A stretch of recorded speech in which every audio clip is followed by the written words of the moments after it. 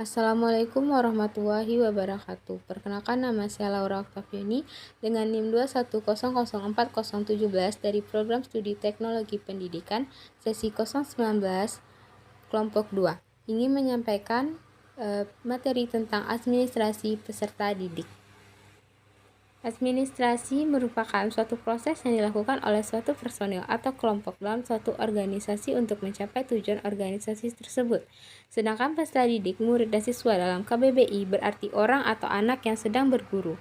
Jadi, administrasi peserta didik adalah suatu proses yang dilakukan oleh suatu personil atau kelompok dalam upaya mengelola dan mengatur peserta didik atau siswa untuk mencapai tujuan pendidikan.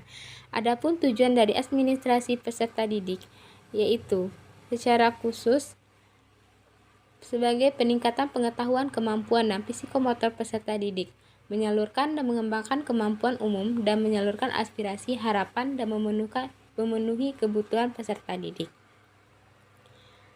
Menurut Eka Prihatin, tujuan administrasi yaitu yang pertama, menambah pengetahuan serta kemampuan yang dimiliki oleh peserta didik yaitu kemampuan psikomotornya. Kedua, meningkatkan dan mengembangkan kemampuan umum atau kecerdasan, bakat, dan minat peserta didik.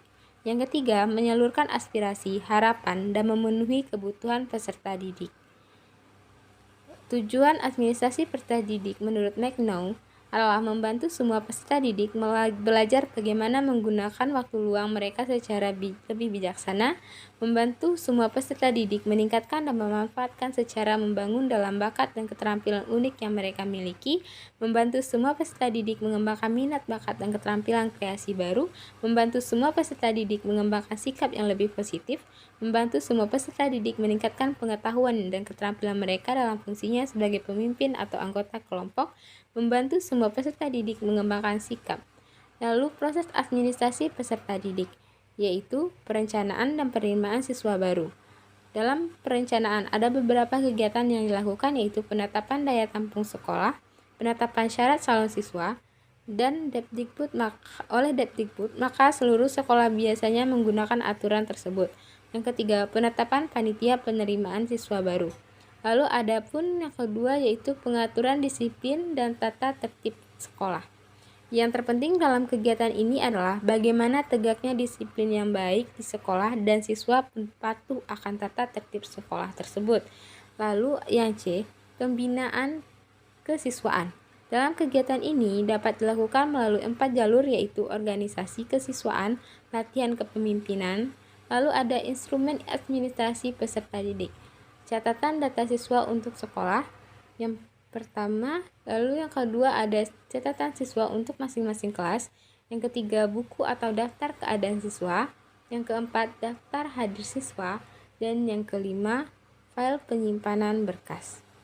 Adapun catatan siswa untuk masing-masing kelas itu terdiri dari buku induk, buku kleper, buku atau daftar keadaan siswa, lalu daftar hadir siswa, dan file penyimpanan berkas siswa. Berkas yang sifatnya terlepas-lepas diarsipkan dengan baik oleh sekolah. Peran guru dalam administrasi peserta didik. Yang pertama, mendata dan menyeleksi siswa baru. Lalu yang kedua, melaksanakan dan menyelenggarakan pembelajaran. Yang ketiga, mengatur dan mengontrol kehadiran siswa. Yang keempat, melakukan uji kompetensi akademik. Dan yang kelima, membantu dan melaksanakan bimbingan karir. Adapun di antara peranan guru dalam pengelolaan murid adalah guru dapat dilibatkan dalam penerimaan murid baru. Peranan yang besar dalam masa orientasi dipegang oleh guru kelas 1. Untuk pengaturan kehadiran murid di kelas, guru pun mempunyai andil yang besar. Guru harus mampu menciptakan suasana yang mendorong timbulnya motivasi murid untuk senantiasa berprestasi tinggi. Guru juga berperan besar dalam menciptakan disiplin sekolah atau kelas yang baik. Sekian dari penjelasan dari saya.